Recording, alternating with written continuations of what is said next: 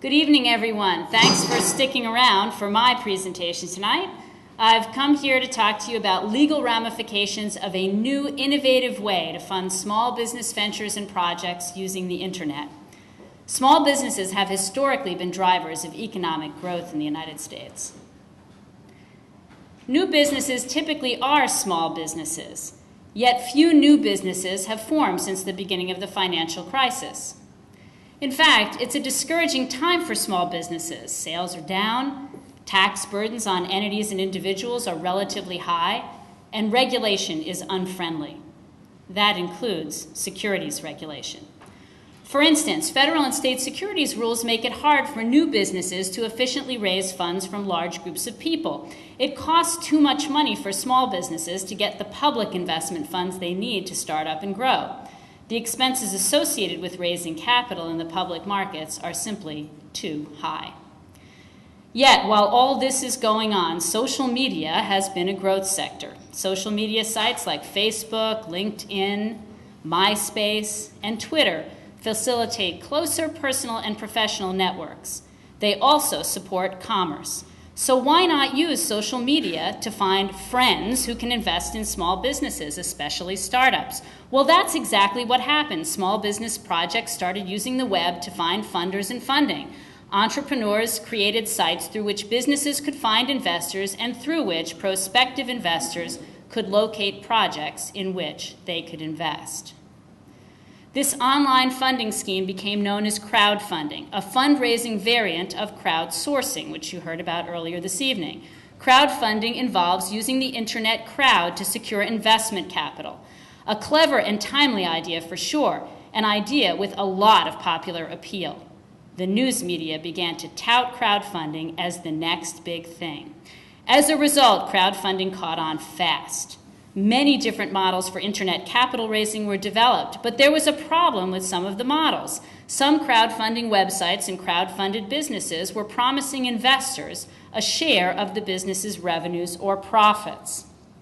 Why is this a problem, you might ask? Well, when a person invests money in a common enterprise and expects profits generated by the efforts of others, that investment interest constitutes a security. The offer and sale of securities is regulated under both federal and state law. Specifically, the offer or sale of a security in interstate commerce has to be registered with federal or state governmental authorities, or both, unless the security or the offering is exempt. A registration statement must be filed with applicable governmental authorities for each offering of securities. The registration process is both time-consuming and expensive. Businesses raise small amounts of capital, and they can't afford to comply with the registration requirements. There's no viable exemption for small offerings of securities conducted over the internet. There is no comprehensive exemption for crowdfunding. In addition, the crowdfunding websites that help to connect businesses and investors have an intermediary role that may subject them to regulation as underwriters of securities or as finders or brokers or even securities exchanges like the New York Stock Exchange. Again, compliance costs are high, too high to make crowdfunding a viable investment vehicle. So almost a year ago, the federal government started paying attention to the crowdfunding phenomenon. First, Mary Shapiro, the chairman of the U.S. Securities and Exchange Commission, and then members of Congress began to study crowdfunding and identify possible ways to help small businesses raise capital more easily, including over the internet. The U.S. House of Representatives passed a bill back in August that would legalize certain types of crowdfunding. Subsequently, 2 bills have been introduced in the U.S. Senate for the same purpose. At the moment, these bills are still pending, but the momentum for their adoption has slowed quite a bit. Why? Well, among other things, members of the U.S. Senate are worried about the potential for fraud given the faceless nature of transactions over the internet. Internet securities fraud has been an ongoing enforcement issue for securities regulators. There's also concern about how to best regulate both crowdfunded businesses and crowdfunding websites. An academic response seemed to be warranted. Together with my co-author and former student Ryan Hoffman, I wrote a paper recently published in the Tennessee Law Review that situates crowdfunding in the federal scheme of offering regulation and proposes a means of constructing an appropriate registration exemption. In general, Ryan and I believe that crowdfunding, if properly regulated, can create new markets for raising capital and support small business at the same time. We argue for the use of a specific set of foundational principles, rulemaking processes, and substantive elements of regulation. Our approach is cautious and conservative.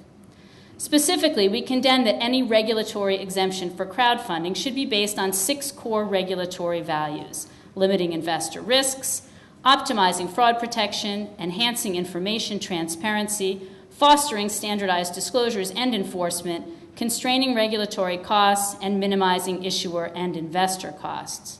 Although crowdfunding could be treated as a distinct, unique business model and regulated separately, or could be regulated under rules governing other activities like gambling or charitable donation solicitations, we suggest that clarifying some or all crowdfunding interests are securities under the federal securities laws and working within the existing securities regulation scheme to fashion a registration exemption that's consistent with our principles. Finally, our proposed regulatory solution expressly covers only small internet offerings and recommends consideration of a cap on the amount that each investor can put at risk. We also recommend the dissemination of certain mandatory disclosures and cautionary statements to investors. In sum, investor losses, fraud, and the perception of fair and honest investment markets, all key to policies underlying federal securities regulation, are sources of concern as the crowdfunding market rapidly develops in the absence of a clear regulatory framework or response.